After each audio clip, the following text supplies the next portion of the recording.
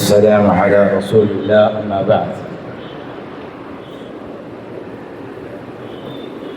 மஜீதிய அரபு கல்லூரியுடைய கௌரவ தலைவர், நிகழ்வின் தலைவர் சமத் ஹாஜியார் அவர்களை விடுத்துக் கொண்டவராக, அதே போன்று இந்நிகழ்வின் கதாநாயகன் எங்கள் அறிவு தந்தை அபு சஹ்வா காசிம் ஷூர் ஹசரத் அவர்களை விடுத்துக் கொண்டவனாக, மற்றும் இங்கு குழுமியிருக்கின்ற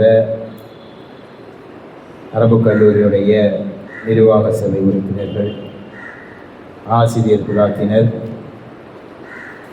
சஹ்வா அரபு கல்லூரியுடைய நிர்வாகம் சார் உறுப்பினர்கள், அதிபர்கள், அதேபோன்று சஹ்வா பட்டதாரிகள் சங்கத்தின் நிறைவேற்றுக்குழு உறுப்பினரும் தெம்மா நிறுவனத்தினுடைய தலைவருமான நண்பர் ஹாரூன் சர்வி அவர்கள்,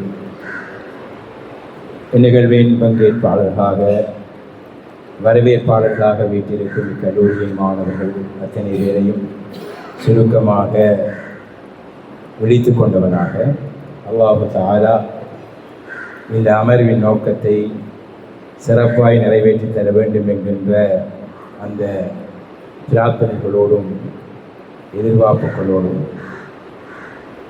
இதுவரை மஜீதியா சார்ந்த சிலர் நீங்கள் உரையாற்றினீர்கள்.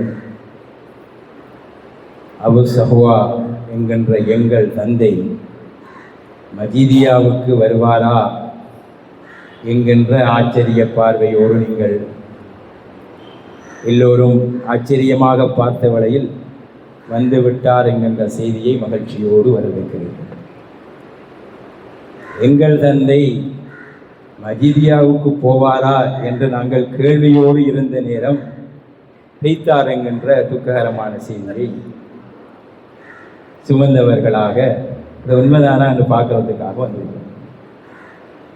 இதை நான் ஒரு சஹ்வாவினுடைய பிள்ளையாக, நான் சஹ்வி அந்த கல்லூரியினுடைய ஒரு தலைவனாக, சஹ்வா என்பது ஒன்றல்ல, சஹ்வா என்பது அது பல கல்வி கூடங்கள் சேர்ந்த ஒரு கல்வி கருவூலம். அந்த சஹ்வா கல்வி கருவூலங்களின் தந்தையாக, அந்த சஹ்வாவில் பட்டம் பெற்று வெளியேறிய எல்லோரும் எங்கள் வாழ்நாள் முழுக்க அவர் எங்களின் கல்வி தந்தை என்று சஹ்வாவின் வரலாறில் இருந்து மறந்துவிடக்கூடாத அடிப்படையில் அழிய முடியாத ஒரு இடத்தில் அபு சஹ்வா என்று நாங்கள் நாமம் சூட்டி, எங்கள் நாமத்தை எங்களுடைய பணிப்பாளர் சபை உத்தியோகபூர்வமாக ஏற்று, சஹ்வாவின் வரலாற்றில் இந்த நாமம் இது யாருக்கும் இல்லை, இது அபு சஹ்வாவாகிய எங்கள் தாவக தந்தை, எங்கள் தாவக அதிபர், அதனுடைய முதுகெலும்பாய் நின்று அதனை தூக்கி நிமித்திய எங்கள் தந்தைக்கு மட்டுமே என்று வரலாறு எழுதி வைத்திருக்கிறது. இந்த அபு சஹ்வா, சஹ்வா கல்வி கருவூலங்களின் தந்தை, மஜீதியாவின் அதிபர் என்பதை என்ற உள்ளம் எப்படி பார்க்கிறது என்றால், எங்க வாப்பா இன்னொரு கல்யாணம் முடிச்சுட்டார் என்ற செய்தியை கேள்விப்பட்ட மாதிரி. உம்மாவுக்கு இருக்கின்ற அந்த தாக்கமும் இயக்கமும் ஒரு பக்கம், உம்மா பெற்ற பிள்ளைகளாகிய எங்களுக்கு முழுமையாக எங்களுக்கு எங்க வாப்பா கிடைக்க மாட்டாரே, அவருடைய நேரங்கள் காலங்கள் முழுமையாக எங்களோடு இருக்க மாட்டாதே என்கின்ற ஏக்கமும் தவிப்பும், அதை அந்த செய்தி உண்மையாக இருக்கக்கூடாது என்கின்ற அந்த விடயமும் இருக்கிறது. பாப்பா மார்க்கத்தில் 2ஆம் கல்யாணம் முடிக்கிறது போல கிடையாது. அல்பா என்பது அவரிடத்தில் இருக்குமாக இருந்தால், தகுதியான ஒருவருக்கு வாழ்வு கொடுப்பதும் அவர்களை தூக்கி நிமித்துவதும் அவர் எடுக்கின்ற ஒரு நல்ல முடிவு தான் அவருடைய சைக்கிள் இருந்து. ஆனாலும் அவர் மற்ற ஆட்களுக்கு இருக்கிற இழப்பை இழப்புண்டு அல்லது அது குறைவை குறைவென்று சொல்வதில் குறைவில்லை என்று நான் நினைக்கின்றேன். அப்படியான ஒரு மன சுமையோடும் பதிவோடும் தான் நான் காலையில் தான் களம்பிலிருந்து வந்து இறங்கினது. வந்து இறங்கிய ஒரு சுமை, இதை போய் எப்படி ஒஃபிஷியலாக நம்ம இதை பேசி போட்டு வாரதுங்கிறது இன்னொரு சுமை. வரும்போதெல்லாம் நான் யோசிச்சுட்டே வந்தேன், கேட்டுகிட்டே வந்தேன், என்னத்தை பேசுகிறேன், பிள்ளையான ஒரு முடிவு எடுத்துட்டு நீங்கள் விட்டுட்டு தாங்க போவோம் வாங்க என்று கேட்குற அந்த முடிவோடு வாரதா இல்லையா என்றால், அப்போ அஸ்மி ஹசரத்து பேசின மாதிரி ஹாசிம் ஹசரத் வெறும் ஹாசி மசரத் அல்ல, அது அபு சஹுவா. அவர் அகில இலங்கை ஜம்மியத்துல் உலமாவுடைய பிரதி தலைவர், அம்பாறை மாவட்டத்தினுடைய ஜம்மியத்துல் உலமா தலைவர், சஹுவா கல்வி கருவூலங்களின் தந்தை, நிர்வாக சபையில் எங்களுடைய சிக்கல் மிகு நேரங்களில் எல்லாம் எங்களுக்கு ஆலோசனையும் வழிகாட்டலும் வழங்கி அந்த சிக்கல்களை விடுவிப்பதற்கு எங்களுக்கு ஒரு மூளையாக வழிகாட்டியாக இருக்கின்ற ஒருவர்.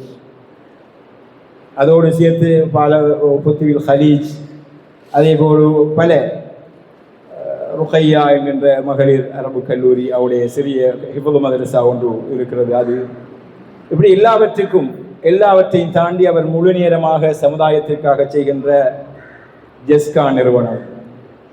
இத்தனை சுமைகளுக்கு மத்தியில் இதையும் சுமக்க அவர் கனவு கண்டது, இதை நிமிர்த்த வேண்டும் என்று கண்டது, மதரசாக்களை பற்றி அவருடைய பார்வை ஒரு விரிந்த பார்வைக்கு தன்னால் முடியுமான ஒரு பங்களிப்பை செய்ய வேண்டும் என்கிற அந்த எதிர்பார்ப்புக்காக தாண்டி வேறு ஒன்றும் இருக்க மாட்டார். எங்களுக்கு இங்கே இருக்கின்ற எல்லோரையும் விட எங்கள் தந்தையை பற்றி எங்களுக்கு தெரியும்.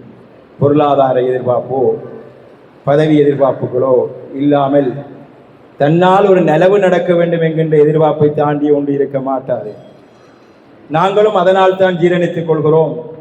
அவரால் ஒரு நிலவு எங்கேயாவது நடந்தால் அவருடைய மறுமைக்கான நிலவு விட்டு கொடுத்ததற்காக எங்களுக்கும் நிலவு என்கின்ற அடிப்படையில் அந்த நலவின் பங்காளிகளாக ஆகிவிட்டு போவோம் என்கின்ற அடிப்படையில் இங்கே வந்திருக்கின்றோம். அவருடைய வரவு நல்வரவாகட்டும் என்று நாங்கள் பிரார்த்தனை செய்கிறோம். அவருடைய வரவு நிரந்தரமான வரவாக இல்லாமல் ஒரு குறுகிய கால வரவாக இருந்து முடிவான வரைக்கும் எவ்வளவு வேகமாக இதனால் அவர்களால் இதை முன்னேற்றுவதற்கான ஒத்துழைப்புகளை, ஆலோசனைகளை, வழிகாட்டுகளை, உழைப்பை செய்ய முடியுமோ அந்த உழைப்புக்கு தேவையான ஒத்துழைப்பை முடியுமாக இருந்தால் எங்கள் சிறிய அறிவுக்கும் மூளைக்கும் எட்டிய வகையில் நாங்களும் ஒத்துழைப்பாக இருப்பதற்கு தயாராக இருக்கிறோம்.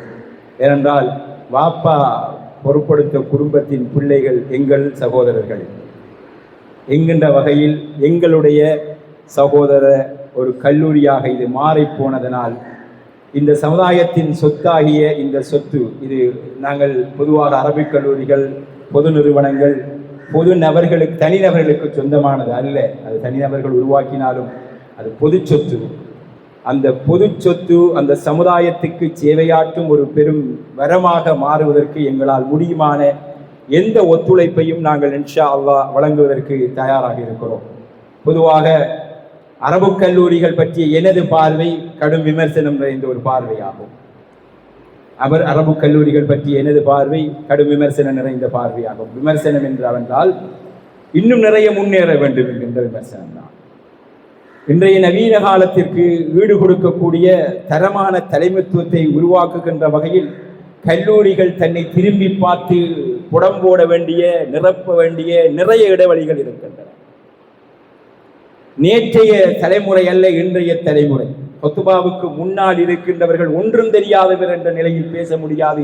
எல்லாம் தெரிந்தவர்கள் இருக்கிறார்கள் என்ற நிலையில், மார்க்கமும் தெரிந்தவர்கள், உலகமும் தெரிந்தவர்கள் இருக்கின்ற நிலையில் இருக்கின்ற ஒரு சமுதாயத்துக்கு முன்னால் எழுந்து நின்று மிம்பரிலே பேசுகின்றவர் எல்லோரையும் மிஞ்சி அவர்களுக்கு அறிவுரை சொல்லி அவர்களை கையிலே எடுக்கின்ற ஆளுமை நிறைந்த மார்க்க அறிவும் சமூக விழுமியம் அறிவும் எல்லா அறிவும் நிறைந்த ஒரு ஆளுமைகளாக உருவாக்கப்படுவதற்கு அரபு கல்லூரிகள் கடுமையாக உழைக்க வேண்டும். இதிலே தோத்து போகின்ற அறிவு கல்லூரிகள் சமுதாயத்திற்கு துரோகம் செய்கிற கல்லூரிகளாக நான் பார்க்கிறேன். என்றால் சமூக தலைவர்களை உருவாக்க தருகின்ற அரபு கல்லூரிகளிடத்திலே பொறுப்பாக ஒப்படைக்கப்படுகின்ற பிள்ளைகள் அந்த அமானிதத்தோடு அது நிறைவேற்றப்படவில்லை என்றால் அந்த அமானிதத்தை நாம் சரியாக செய்யாத குற்றவாளிகளுடைய இடங்களிலே போய் நிற்க வேண்டிய ஒரு பாரிய சுமை, பாரிய அமானிதம் இருக்கிறது என்கின்ற அடிப்படையில் கடுமையாக ஒர்க் பண்ண வேண்டியது சவால் நிறைந்த பணி என்பது நமக்கு தெரியும். ஏனென்றால் குளோபலைசேஷன், உலகமயமாக்கல் என்பது இந்த இளைஞர்களை சீரியஸாக சமுதாயத்தை பற்றி சிந்திக்கின்ற உணர்வில் இருந்து திசை திருப்பி இருக்கிறது. போனும் போதையும் ஆட்டி படைக்கின்ற ஒரு சூழலுக்குள் மாணவர்கள் சிக்கி தவிக்க வைக்கப்பட்டிருக்கிறார்கள்.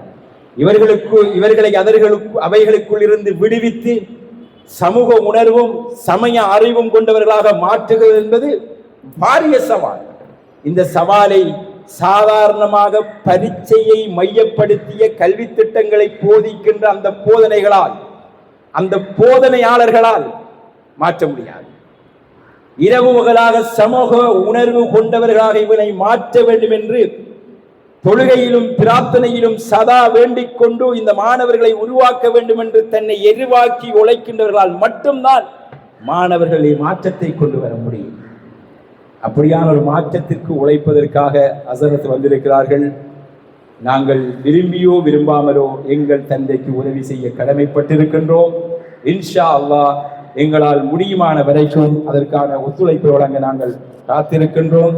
நீங்கள் விரும்பினாலும் விரும்பாவிட்டாலும் நீண்ட காலத்திற்கு ஹஸரத்தை வைத்திருக்க முடியாது. இன்ஷா அல்லாஹ் ஹஸரத்துடைய நிலைமை அப்படி எங்களுக்கு தெரியும்.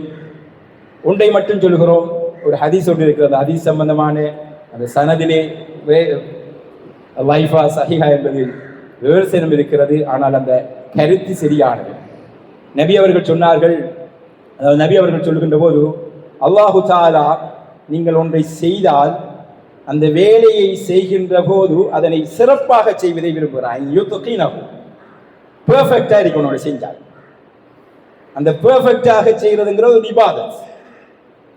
ஒன்று எது எவ்வளத்தை இருக்கணுமோ அதை அவ்வளத்தை வச்சு அதை உரிய இடத்துக்கு கொடுத்து செய்வதுதான் ஒரு இபாதத். அதான் கடமை.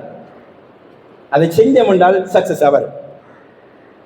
அதுல ஒவ்வொருவரும் அவரவர் எல்லையில் நின்று அந்த கடமைகளை செய்கின்ற போது இன்னும் சக்சஸ் ஆகும்.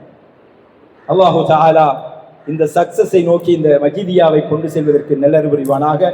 எங்களையும் அழைத்து கௌரவித்தமைக்காக நாம் நன்றி கூறி விடைபெறுகின்றேன். வ ஆகிரு தஅவானா அல்ஹம்துலில்லாஹி ரப்பில் ஆலமீன்.